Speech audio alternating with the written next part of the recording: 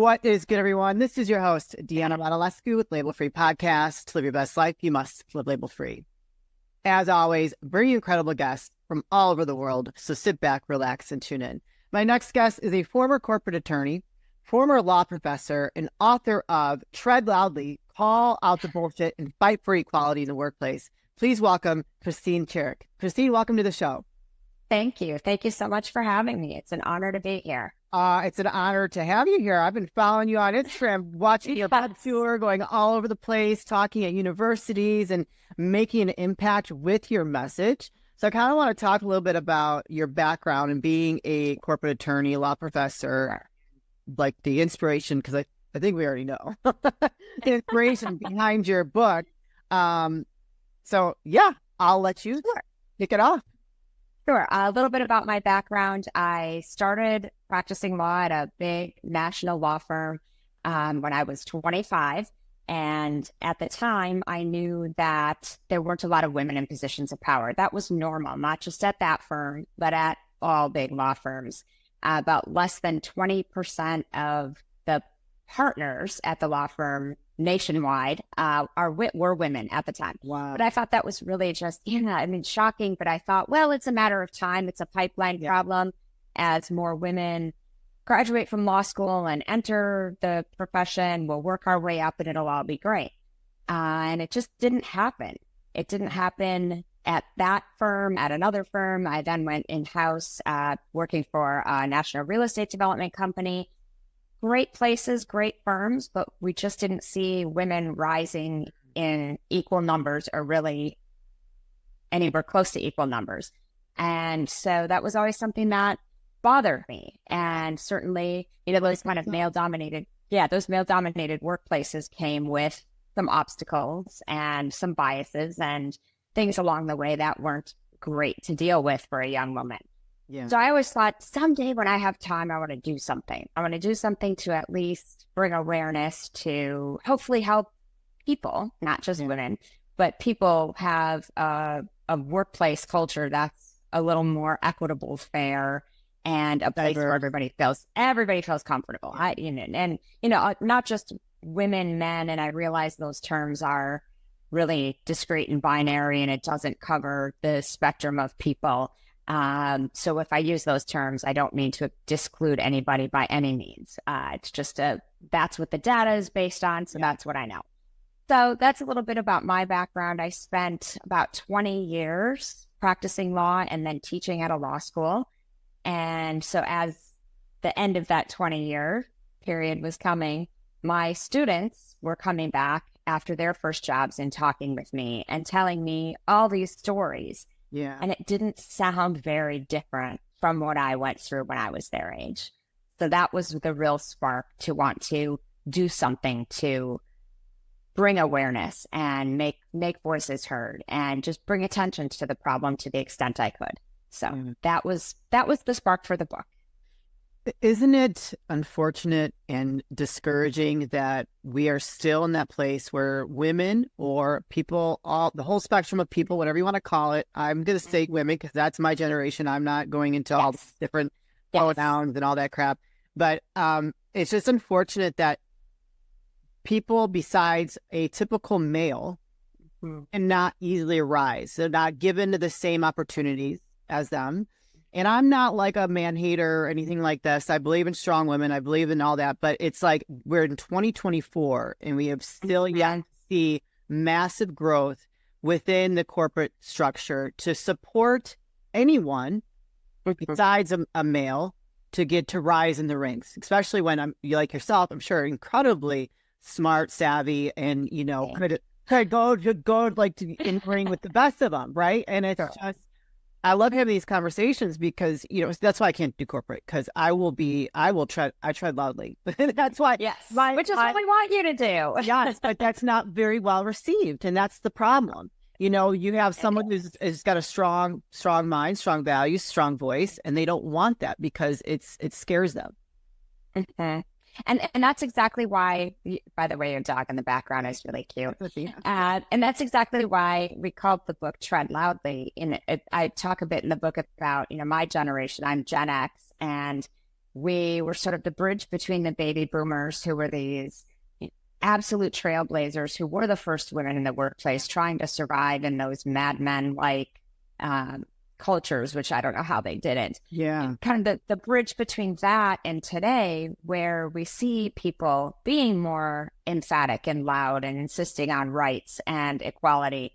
But I was in this middle ground where if I would have walked into the CEO's office and said, this isn't right, if I would have written, we didn't have social media, but if I would have gone on TikTok and done videos about this is what's happening in my workplace, I would have been at best maybe a troublemaker. I'm sure it would have affected my ability to rise.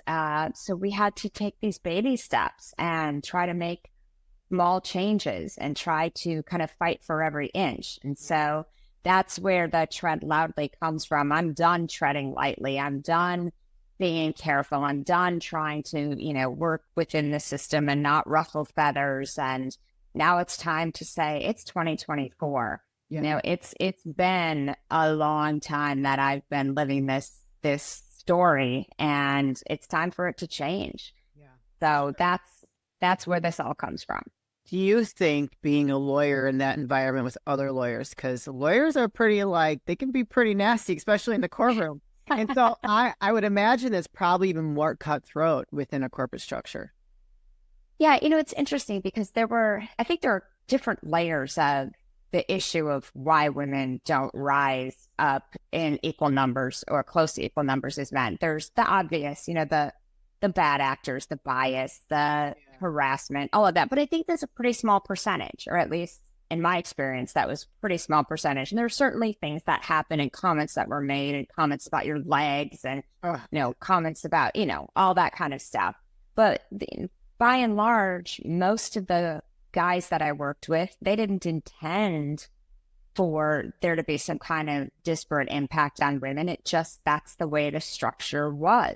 Right. And, there were just certain built-in things that it made it easier for guys in that kind of workplace. But yes, there are certainly, there's certain cutthroat nature and competitiveness among attorneys. It's what you do for a living. You win or you lose, right, in a courtroom. And so people are used to winning or losing. And so I'm sure that brought some additional cutthroatness, for lack of a better word, to my life. But certainly, by and large, most of the guys that I knew weren't there to say, women shouldn't be here or anything like that. It was just the system worked to their advantage, and they, by and large, didn't even realize that I was at a disadvantage. Yeah, for sure. And I think it's just, here we talk about, just real quick, being label free, the labels that are put on women that we've had for an eternity, that are not capable, we're not, we're too emotional, all those different things that come with being a woman, being labeled with all those things. Exactly. And there's data, actually. There's a global consulting firm called McKinsey & Company that some of your listeners are probably familiar with. And they every year do a deep dive into the status of women in corporate America and trying to identify what's happening, to give us the numbers, to let us know this is irrefutable. Numbers don't lie. These are how many women are in different percentage basis in positions of power across corporate America. But one of the really interesting things that I think ties into the label free part is the reasons cited for why women leave the workplace or change jobs or take a job that's maybe not as high of a level as where they were. And one of the primary reasons is because of all those perceptions that you just mentioned.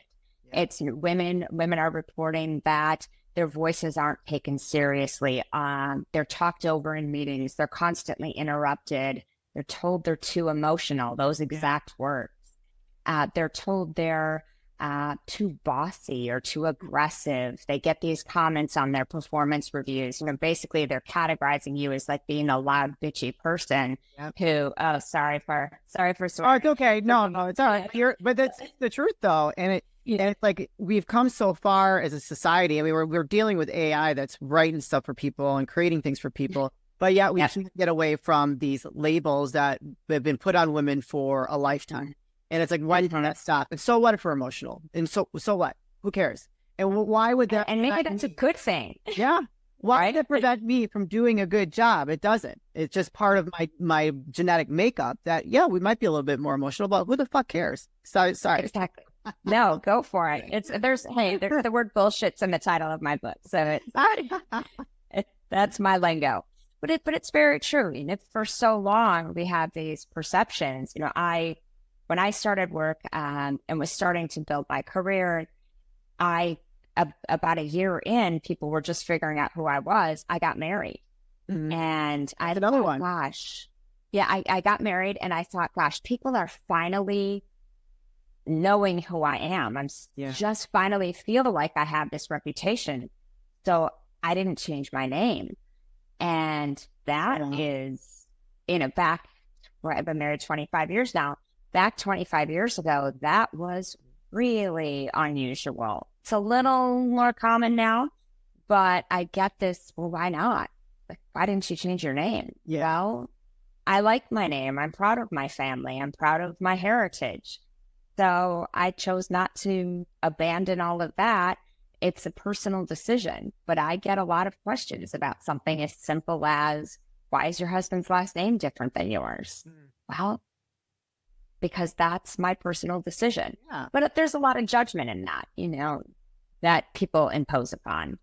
Yeah. One's We're not being married. Oh, she can't take her. We're not being married. Because she's not married, she's not really committed. So if you're married, you're more committed and you're more apt to be taken seriously. Like, the stigma is just so crazy. Anyways, let's move on.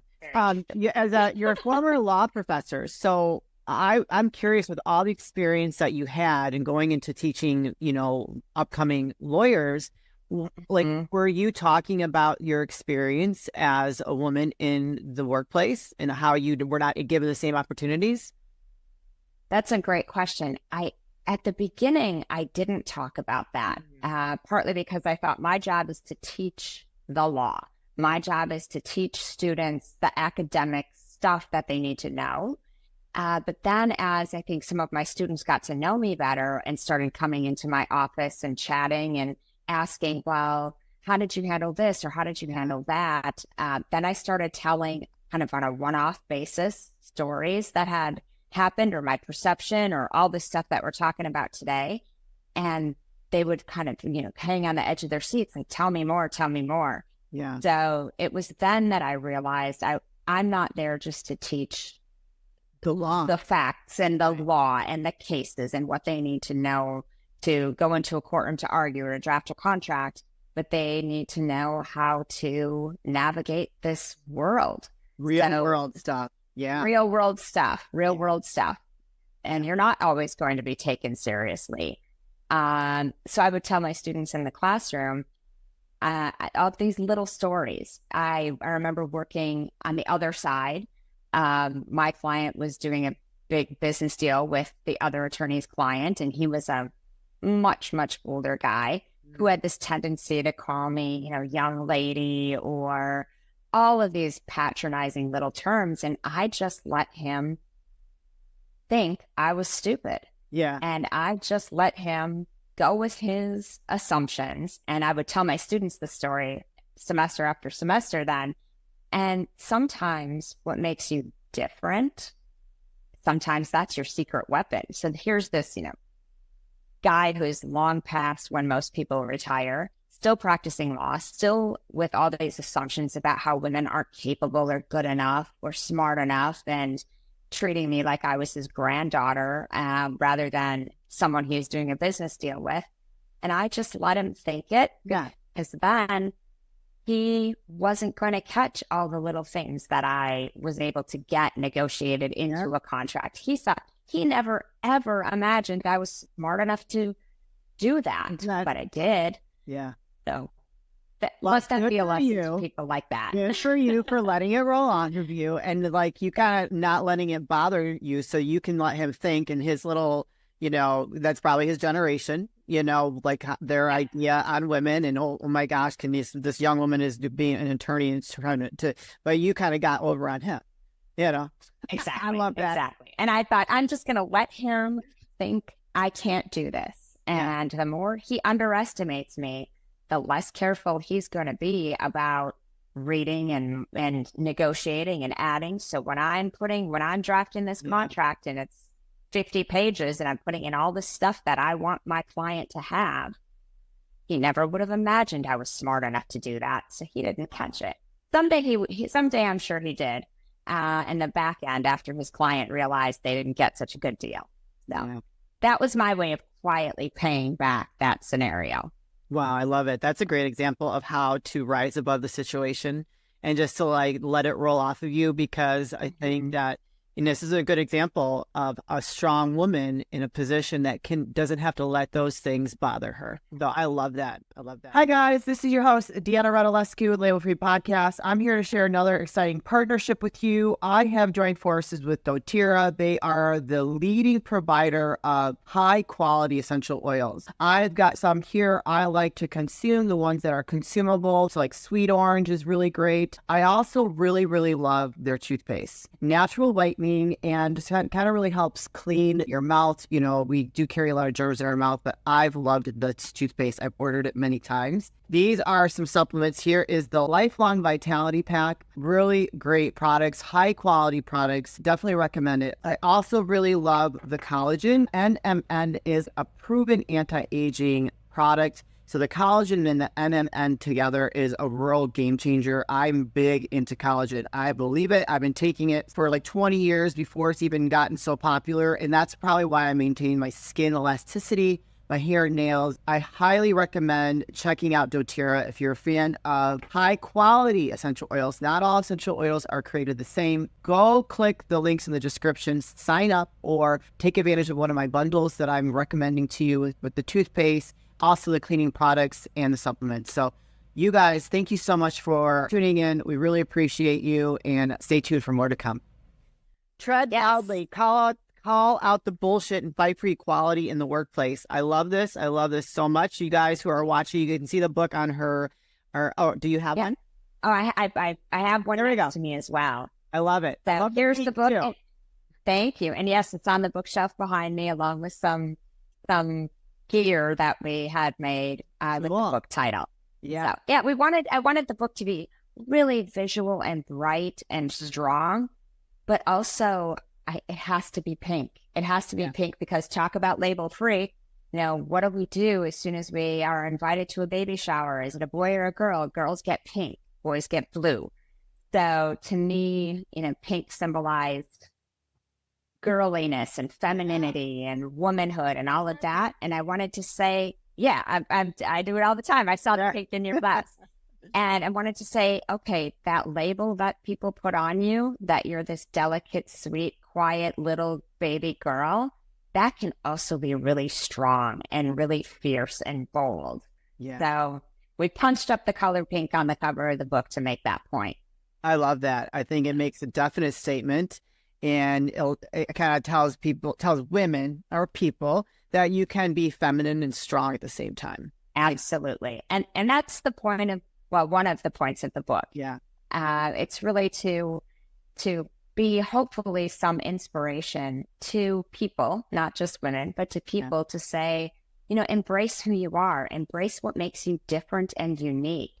And how boring would the world be if we were all the same? Oh my God. Yeah. So what makes you different makes you great, and it's your strength. And instead of, I think I spent a lot of years trying to fit into this mold of this corporate world, and I never would have had, you know, bright pink fingernails or jewelry or earrings. I just wanted to fit into this world where I looked just like all the guys in their dark suits.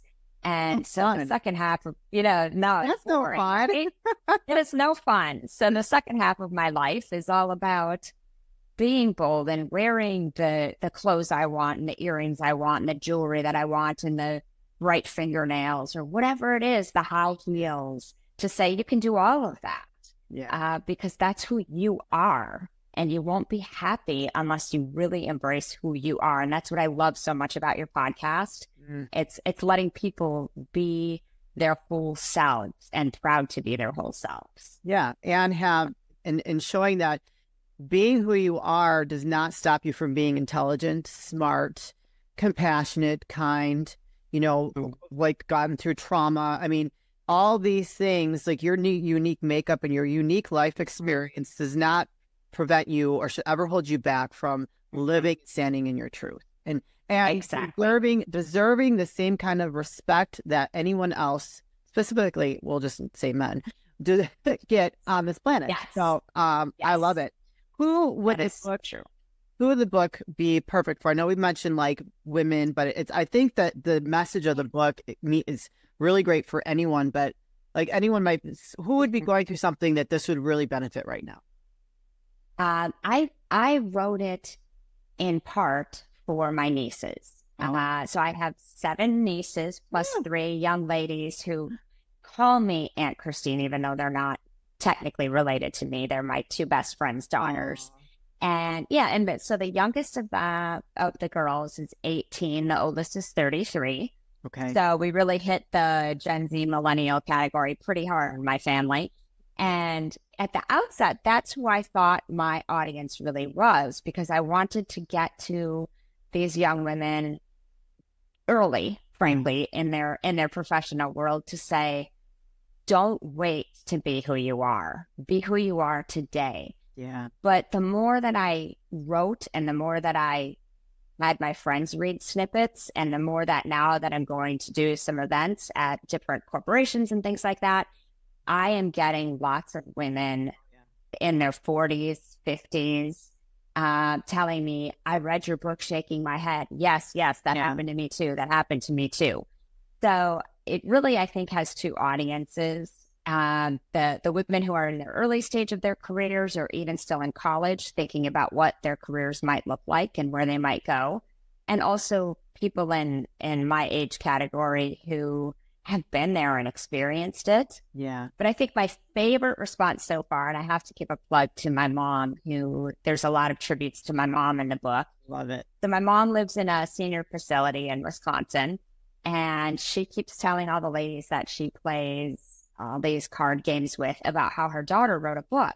And so she started lending out her copy. Oh, And so she has saved for me the cards or thank yous, because they all still do handwritten cards. They don't just text her.